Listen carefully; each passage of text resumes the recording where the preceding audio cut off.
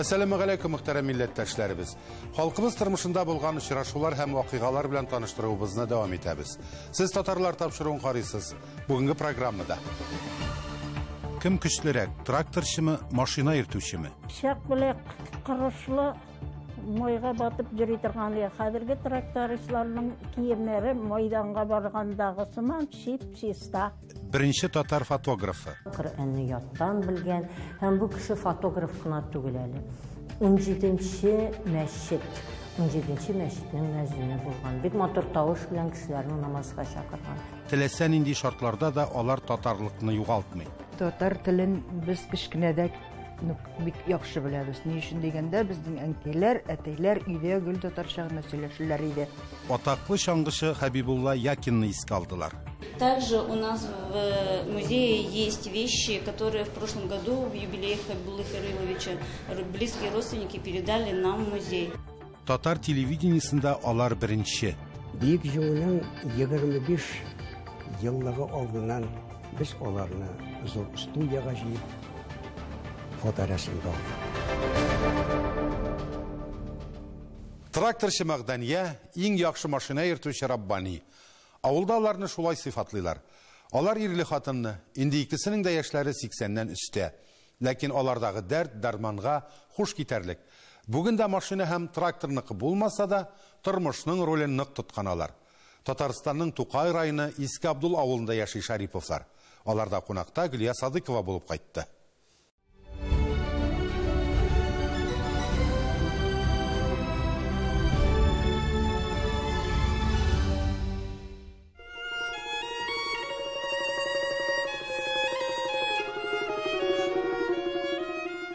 Eski Abdul'ның 365 yıllık tarixi hesaplanı. 6 avulunu birleştirə, 900'den artık kişi yaşay.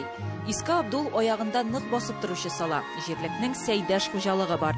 İş bulgaç yaşlar da avulda tüplənə. Turmuş üçün şartlar da yıldan yıl yaxşıradı jirlik başlağa. Bugün alar respublikamızda barışı beyram dolqınında. Büyük Vatan Soğuşı tamamlanуға 75, Tassırğa 100 yıl tulu oңайынан büyük köp şaralar uzdıralar. Özəkdə əlbəttə avul kişiləri, oqsaqalları, oq əbiləri. Bizning jirligimizde bugünkü kunda 4 Büyük Vatan Soğuşı veteranımız isen sağ. Biz indi şu kunda olarga Büyük Jiğun'un 75 yıllığı medallerini topşırdık. Hem indi jirligimizde 13 tıl hizmetçini isen sağ. Medeniyet yurtımızda Gindukuş Muzeyinde tıl hizmetçileri bile uçraşu ötkerip, kile almağının iyine barıp, bik motor ettirip şara ötkerdik. Taysırның 100 yıllığı da rayonumuzda, jirligimizde bik bilgilep ötüle, şulay goýunda medeniyet yurtımızda awulubuzning donlıklı kişilerine көрgezmeler uyuştırdık. Meselen indi mine otaklı kireşçimiz Rabbani abi Şeripov var, onun barlık maqtaw gramataların, medallerin, don bilgilerin şuşunda koyup halkımız, özümüzün jirligimiz halkı kelgen konaklarımız tanışsın dep bik motor көрgezme uyuştırdık. Bugünkü toxtalışыбыз da naq менә Rabbani abi Şəripov ailəsində bulacaq. Алар Мәгдәния апа белән бик матур гына гомер итәләр. Biz килгәнне тәрәзәдән көтеп, хәтер-хатирәләрен барлап торган мизгилләре шаһиты булдык без. Traktorda işleyen yılda 16 aprelda şamağa düştüler. 1 mayda seçim bitti. Zapravkaga flaklar koydular, kıdır flaklar seçim bitti deyip. Traktör kirelmegen kullevukni Kelusni traktörü bile min seçip girdim 1 may günü. Bana neçe yıl ikenin bilmem, şunda irte kelgen yıllar var ya. Soğuğuna ki eski traktörlerde kaltirası patşipnik tartıp, ismişesi işlemişe radyatöründen su ağıp, şulaytıp, soğuş vakitinde soğuştan sonra balalar büyüteyip yaşayan kişilerindi. Rabbani abıyğa 85, Мәгдәния апа 84'te. Bik motor parlı kanat alar.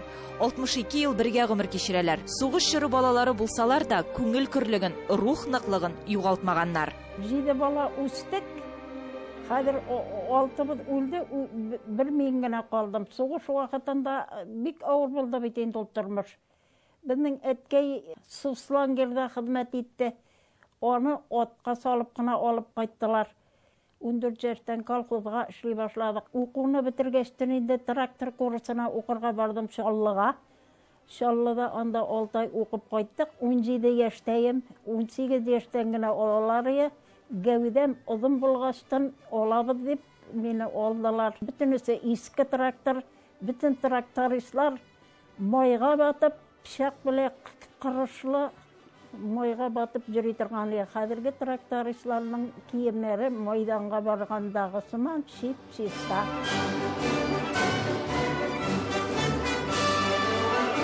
Күрше Мөрәс авылыннан ул кияүгә чыккач тракторны ташлый. Раббани абый белән 2 бала үстергәннәр.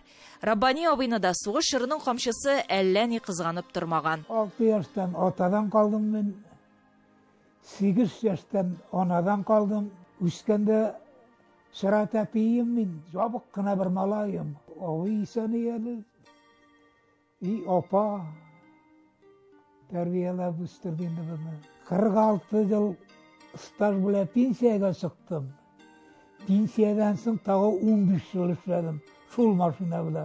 Ol maşinamın da işi aldım da bula gitip 60 yaşımda birdiler alar mena. Çıktım da şaptım.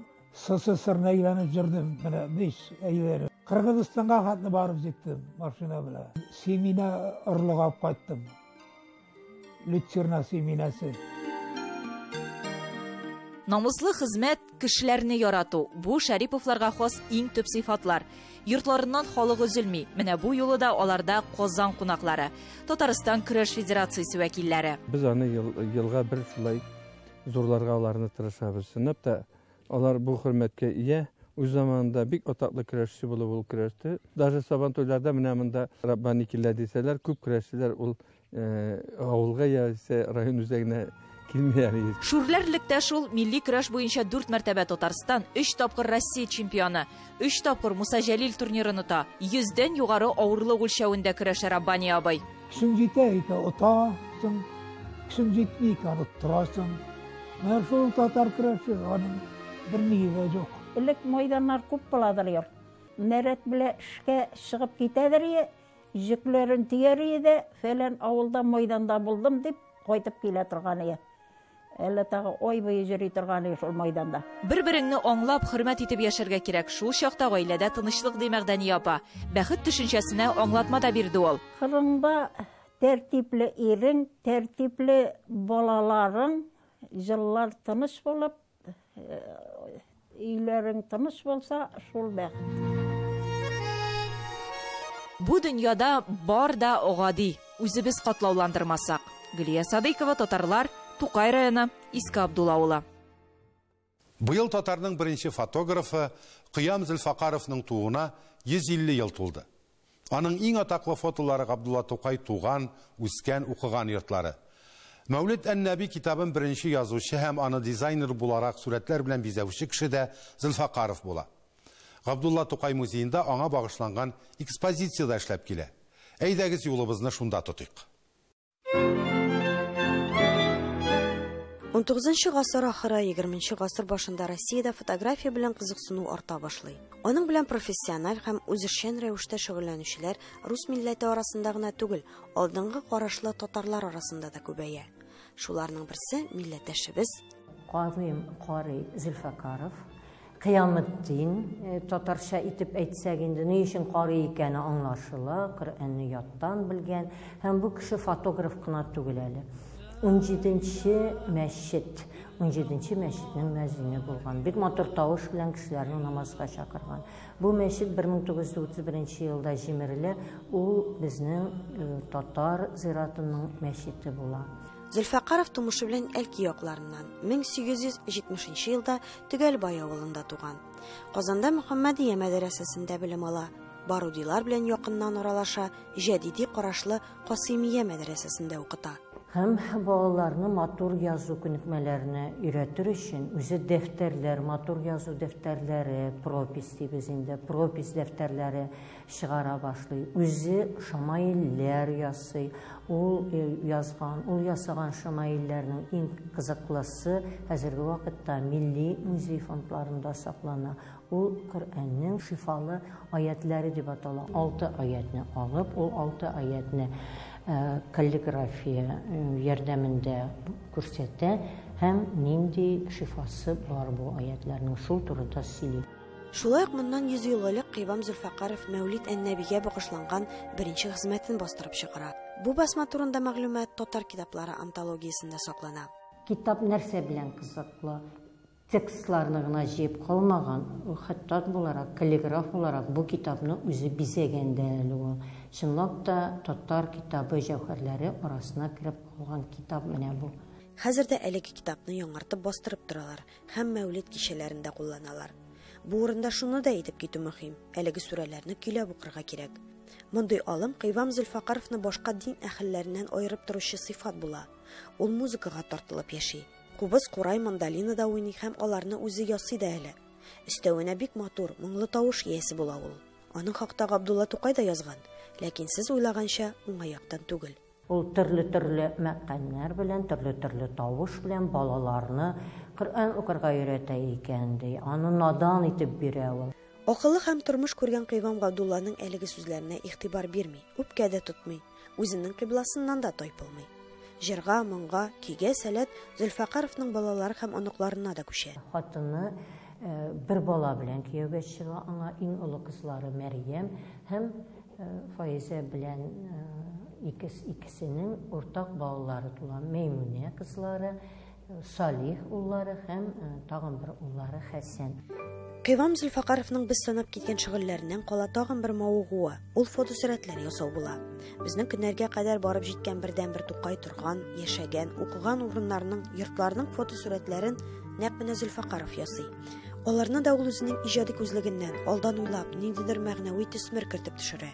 Бик тә билгеле менә бу фотография. Кушлавыч авылында Габдулла Тукай торган йорт. Бу йорт сакланып калмаган инде. Менә бу абзыйны Зөлфәкаров көрәк тоттырып, йорт янына бастырып куя. Тукайның әтисе әнисе үлгәннән соң йорт хуҗасыз кала, аны бирәләр 11 балалы гаиләгә. Менә шушы гаиләнең башлыгы фотографиядә. Тагын менә бер фотография, бусы инде Шил авылында төшерелгән. Бу Зинатулла хәзрәт Әмиров йорты. Фотографиядәге 3 кешенең һәрберсенең исемен әйтә алабыз. Зинатулла хәзрәтнең икенче никахыннан туган улы Кәшфил Кәбир, бу Биби Мәмдүдәнең энесе була инде. Тукай аны брат Мулла дип йөртә. Кәшфил Кәбирнең 9 елда туган кызы Нурания. Ә менә бу малай Зөлфәкаровның улы Салих. Күргәнегезчә, фотосурәтләр дә безгә күп кенә тарихи төгәллекләрне билгеләр өчен уйлап төшерелгән. Кызганычка каршы безнең көннәргә кадәр Зөлфәкаровның 6 фотосурәте генә сакланган. Ә фотоаппараты гомумән юк. Ләкин аның калдырган мирасы, иң мөһиме үзеннән соң килүче нәсел дәвамчылары, татар халкының затлы ул кызлары исән. Алар хакында алдагы тапшыруларда сөйләрбез. Зөһрә Фатыйхова, Татарлар, Казан.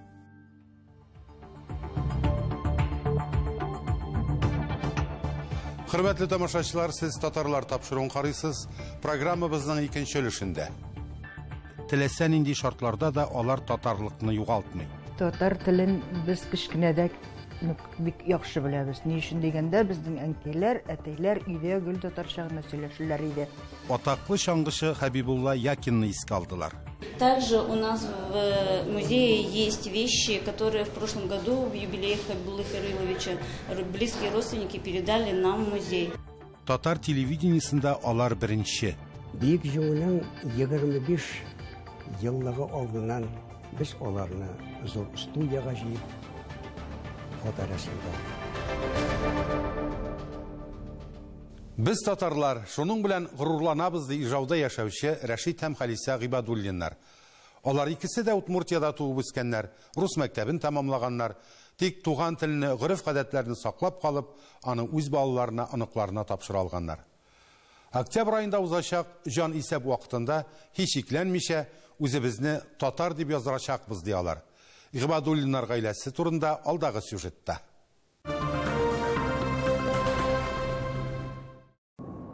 Мин үзем Идескида туган булсам да, туган як мин Татарстан.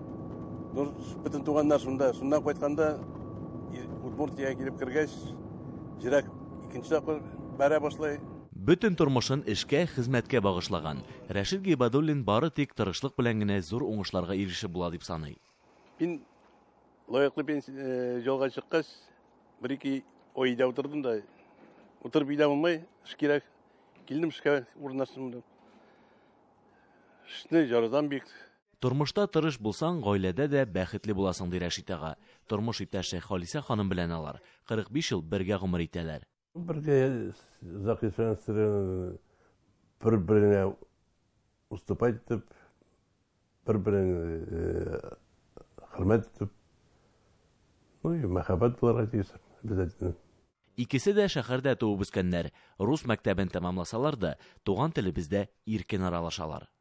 Татар телен без кичкенәдә бик яхшы беләбез. Ни өчен дигәндә, безнең әнкәйләр, әтәйләр өйдә гел татарча гына сөйләшәләр иде.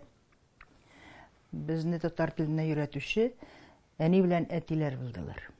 Әти-әниләре алар өчен үрнәк була. Үз балаларына да милли тәрбия бирә Гыйбадуллиннар. Удмуртиядә моның өчен бар мөмкинлек тә бар диялар. Без алар белән бер концертны да калдырмай торган, татар концертларына. Даже спектакльләргә дә барган барый. Ул Сабантуйларын без бер кайчанда, бер елда калдырганыбыз юк. Балалар обязательно үзебез белән Сабантуйларга, авылларга алып кайта торган инде.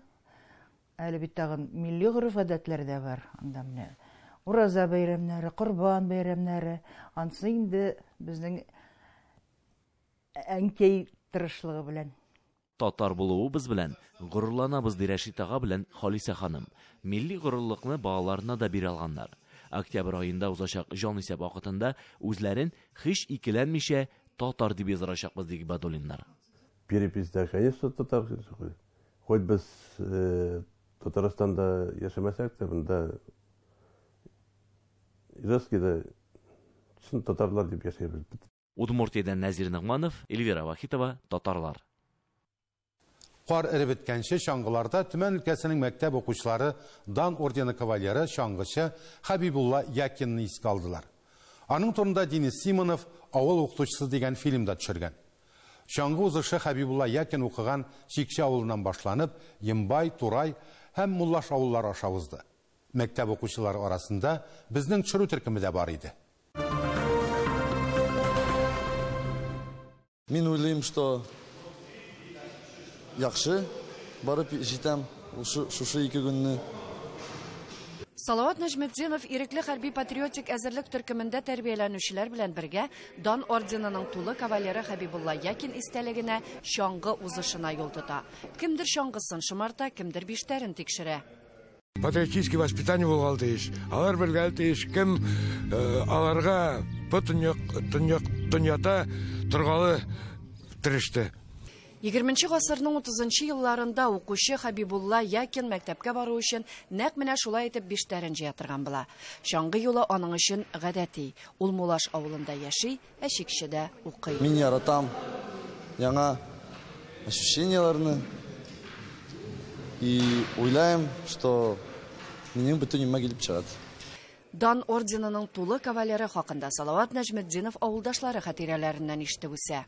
Ул хәрби патриотик әзерлек төркемендә тәрбияләнүче. Аның Чикче авылы мәктәбе Хабибулла Якин исемен йөртә. Сугыш 75 ел уже беткәненә, но алар белгән тиеш, кем алар өчен үлгән, кем алар өчен сражаться иткән. Катнашучылар юлга чыкканчы, мәктәп музее хезмәткәре Хабибулла Якинның хәрби батырлыклары һәм патриотик казанышлары турында сөйли. Также у нас в музее есть вещи, которые в прошлом году в юбилей Хабибуллы Хариловича близкие родственники передали нам в музей. Хабибулла Якинның фоторәсемнәре, мактау грамоталары, хатлары һәм кулъязмалары. Ә менә бу аның «Шел солдат к победе» китабын язган басма машинасы. Хабибулла Якин сугышны Ржевтә башлый. 1945 елда Прагада тәмамлый. Кайткач рус теле һәм әдәбияты укытучысы булып эшли. Фронттагы дусты турында журналист һәм язучы Константин Симонов «Сельский учитель» фильмын төшерә.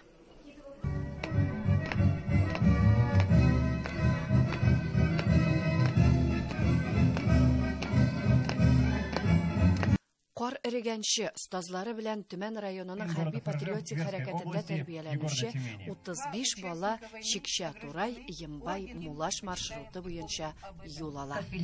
Это у нас одно из череды мероприятий, посвященных юбилейной дате. Вот, у нас на территории Тюменского района 4 героя Советского Союза плюс 1 полный кавалер, да, непосредственно вот Якин. Поэтому сегодня первое мероприятие мы стартуем с такого комплексного мероприятия лыжным переходом.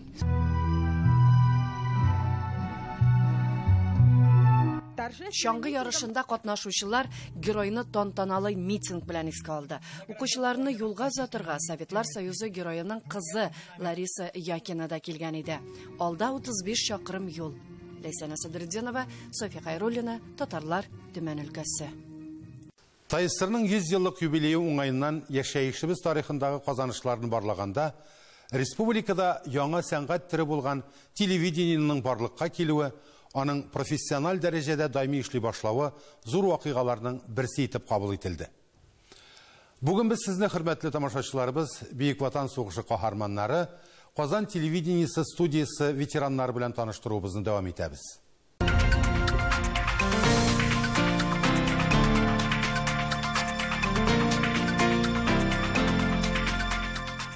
Исәнмесез, хөрмәтле тамашачыларыбыз. Тайыстырның 100 еллык юбилейы алдыннан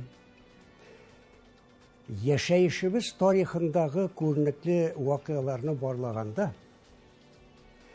республикада сәнгатьнең яңа түре булган телевидениенең барлыкка килүе, профессиональ дәрәҗәдә эшли башлавы җәмәгатьчелек тарафыннан зур вакыйга буларак кабул ителде.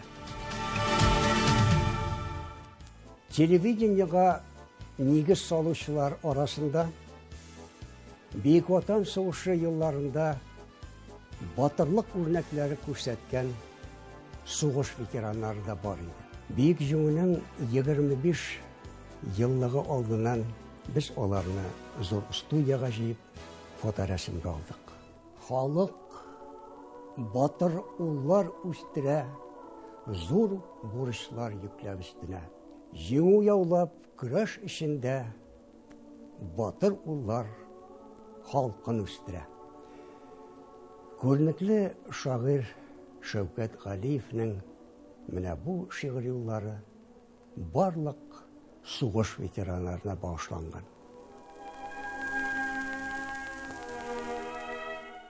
Казан телевидение студиясының Бөек Ватан сугышында батырлыклар күрсәтеп кайткан ветераннар белән таныштыруны дәвам иттерәм. Яу кырында элемтәче радист булган Бережной Николай Васильевич. Беренче рәттә, сулдан икенче. Редакциянең иҗат төркеме барлык фантазияларын файдаланып, мауктыргыч, кызыклы эчтәлекле тапшырулар әзерләсә дә, әгәр аны тиешле дәрәҗәдә тормышка ашырырлык техникада эшли торган инженерлар булмаса, уңышка ирешә алмыйсың. Николай Васильевич башта өлкән инженер. Аннан радио-телевизион үзәкнең баш инженеры буларак барлык аппаратларны тотырлыклы төзек эшләтү өчен зур тырышлык куеп эшләде. Еллар үтә торды. Телевидениега яңадан яңа аппаратуралар кайтарылды. Николай Васильевич аларны урнаштырып килеп эшләтү өчен инженер техникларны тиешле дәрәҗәдә